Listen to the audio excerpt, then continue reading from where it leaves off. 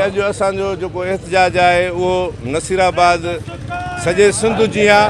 ख़ासि तौर ते नसीराबाद में बि असांजूं टोटल जेके शाखूं आहिनि उहे सुकी रहियूं आहिनि, उन शाखुनि में पाणी कोन्हे, बेचारा सड़ी रहिया आहिनि। हे राइस कैनाल आहे, हिन ते सारियालो फ़सुलु पियो थिए। हाणे मथां खां तव्हां जेके ॾिसंदो त सभिनीनि शाखुनि में पाणी आहे, उहे शाखुनि जे मुंड में पाणी आहे, पुछड़ी ॿुॾे थी पई, पुछड़ी ते पाणी ॾियणु कोन पिया छॾनि। राइस कैनाल में नंढे दर्जे जी ॿोॾि था ॿुधाइनि हींअर दरिया में। जेकॾहिं हीअ पाणी जी सूरत हाल आहे, जॾहिं पाणी मौजूदु आहे तव्हां पाणी नथा ॾियो, पर जे ख़ुदा न ख़ास्ता ऐं हिकु ख़ुश्क साली आहे, साल अचनि त पोइ तव्हां छा कंदो असां सां। तंहिंजे करे हीअ असांजे माण्हुनि जो सॼियूं हितां जूं ख़ुशियूं गमियूं शादियूं मुरादियूं उहे सॼियूं असांजा धंधा दाड़ी कारोबार इन ई ज़रात ते, इन ई फ़सुलु हिकिड़ो फ़सुलु सो बि हिकिड़ो फ़सुलु पियो थिए असां वटि 12 महीननि जो। असां सम्झूं था हिन सां गुरबत बुख बदहाली ॾोहनि में इज़ाफ़ो थींदो। हींअर ई हारी नारी विढ़नि था पिया। हिते ॿुधूं था पिया हिकिड़ो जेको राशि जेको करप्ट इंजीनियर आहे हितां जो, जेको अगस्त में रिटायरमेंट थो करे, उन आबादगारनि खे चयो आहे जेकॾहिं तव्हां पैसा ॾींदव त 5 ॾींहंनि में पाणी मिलंदो, न त 6000 एकड़ खे पाणी ॾिए थो। 90,000 एकड़ हिन असांजे तालके जी सॼी ज़मीन बंजर कई वेठो आहे। तंहिंजे करे मथां बि पाणी ते धाड़ा। हिते हिननि जा ज़मीनदार हे ज़रदारी जो जेको सॼो टोलो आहे, हिननि जी सियासत ई इहा रही आहे। हिननि सियासत ई सिंध में ईअं कई आहे त मुखालफ़नि जा पाणी बंदि कयो, माण्हुनि खे मुआशी बदहाली में धिकियो।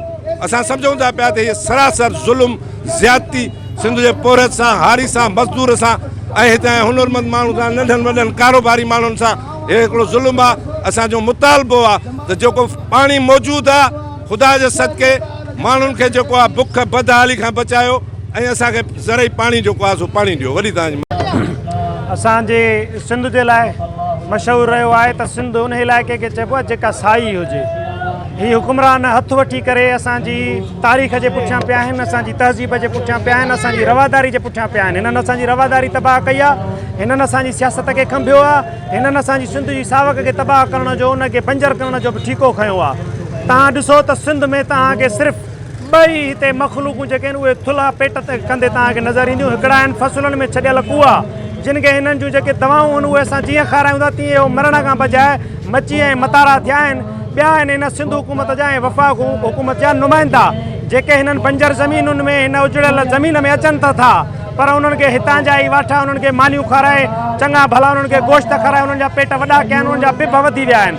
सुको आहे त हितां जो हारी सुको आहे, सुको आहे त हितां जो मज़दूर सुको आहे, सुका आहिनि त असांजा फ़सुल सुका आहिनि, तबाह आहे त असांजी धरती तबाह आहे, तबाह आहे त असांजी सियासत तबाह आहे। बाक़ी हिननि हुकुमराननि खे आंगुर खे बि को लोॾो जीर कोन आयो आहे। असां सम्झूं था त हिन पाणीअ जी खोट में वफ़ाक़ हुकूमत जो हथु आहे, सिंध हुकूमत जो हथु आहे, जेकी जिते जिते मथां वेठा आहिनि उतां उतां पाणीअ खे धिका ॿधियूं बंदि कयूं वेठा आहिनि।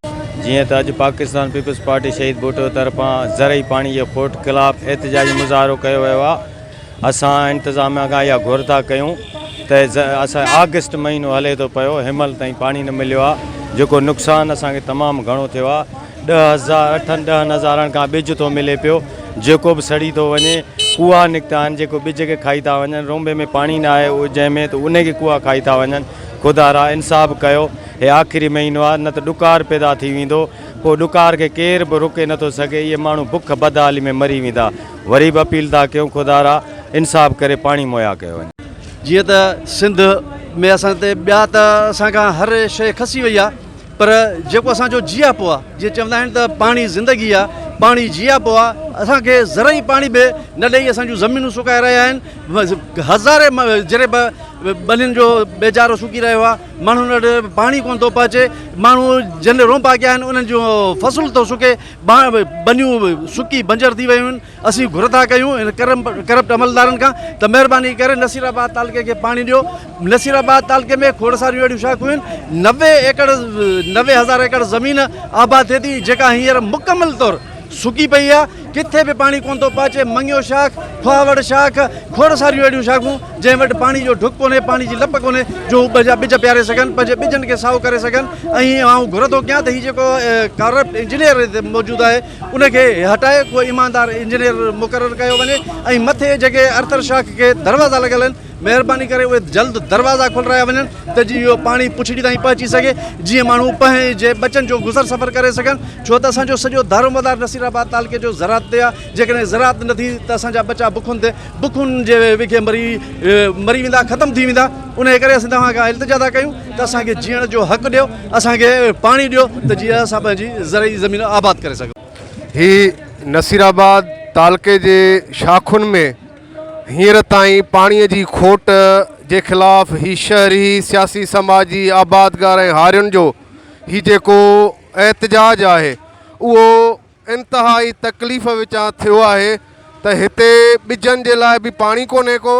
असीं ख़ुदि हारी आबादगार आहियूं ऐं असां सां इहा इंतिहाई वेदन आहे जो हींअर ताईं ॿिजनि जे लाइ पाणी न हुजणु हिनमहिल अगस्त महीनो बीहण वारो आहे।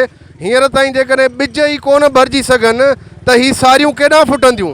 ही वॾी जनरेट जेका रिवेन्यू थींदी आहे मुल्की ऐं हिन रियासत जी, उहा बि हिनमहिल ताईं जेकॾहिं फ़सुलु न थींदो, पाणी न ईंदो त उहा रिवेन्यू कीअं जनरेट थींदी?